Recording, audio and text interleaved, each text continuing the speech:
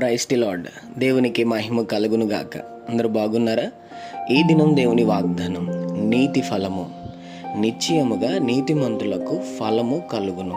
58వ కీర్తన 11వ చరణం.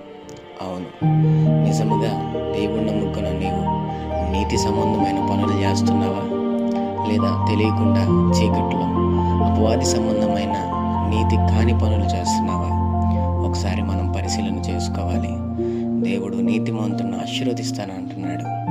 నీతిమంతులు ఒక్కరు లేరని బాధపడుతున్నారు. నువ్వైనా నా యేసయ్య కోసం నీతిగా యథార్థంగా అంతం వరకు బ్రతుకు. నా దేవుడు నీ కొమ్మును నీ కుటుంబాన్ని అత్యధికంగా ఆశీర్వదించునుగాక. ప్రార్థన. ప్రేమ కనికరం గల మా తండ్రి, నీకు వందనాలు. ఈ ఉదయకాల సమయంలో బిడ్డల మీరు దీవించి బలపరిచి వారు వెళ్తున్న ప్రయాణంలో, మార్గముల్లో, పనుల్లో, ప్రయత్నంలో ఈ దినం మీరు వారికి తోడుగుండి వారిని వారి కుటుంబాన్ని దీవించమని యేసు నామములో అడుగుతున్నాం తండ్రి. ఆమెన్.